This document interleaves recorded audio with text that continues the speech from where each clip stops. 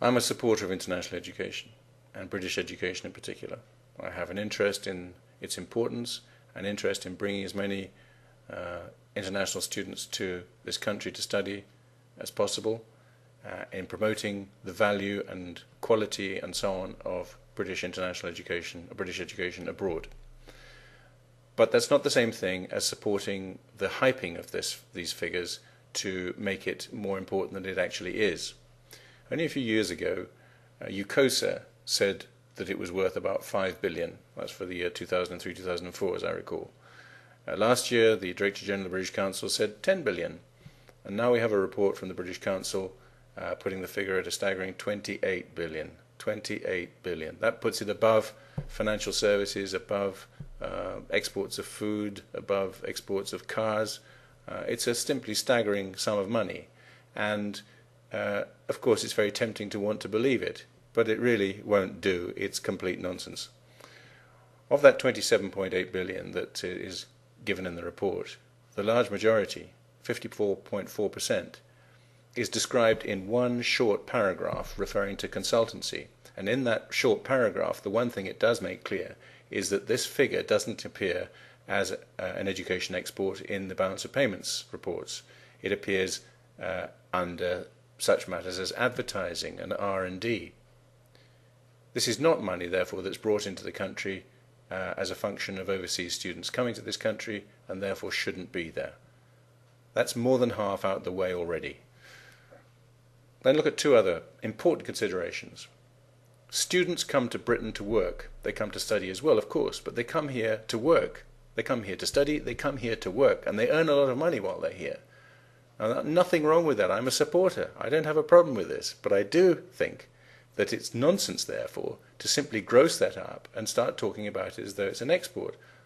If money is earned here by whoever, by me or anybody else, and is paid for goods that are here, or services that are here, by me or anywhere else, then it's not an export.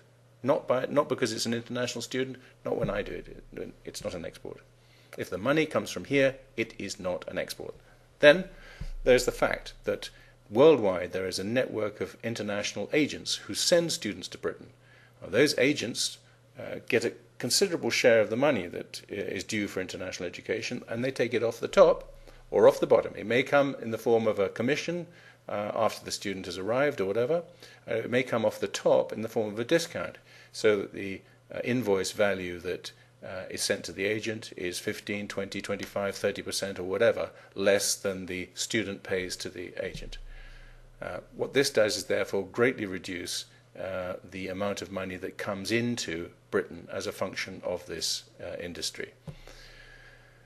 So that's 3 big chunks out of the way. And then there's the issue of the rest of it. And the rest of it concerns money that comes in for other things, such as publishing, and I think that the figure of 1.4 billion in the report is nonsense. For educational equipment, fine, but that's not quite the same thing, and certainly nothing to do with overseas students. And then there's money for broadcasting and other matters.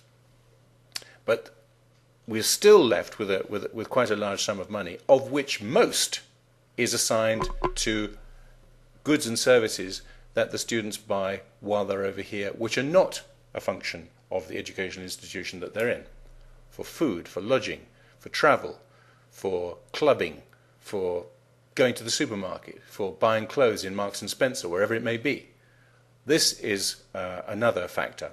So when you start talking about 28 billion and you cut out more than half in the first place, and then the next bit for agents, and the next bit for what students do when they're working, and the next because the money is actually earned not by the institutions but by Morrison's or by bed and breakfast or something like that, you end up with a very, very, very much smaller sum of money. Now, that sum of money is still important, and it's a sum of money which I would like to see properly articulated, but it is not the sort of money that is being bandied about at the moment by the British Council. So my plea is for next time that something like this happens, don't just take an academic out of a British university and say, this is what happened last time, develop the model, and stick in something else if you can think of anything.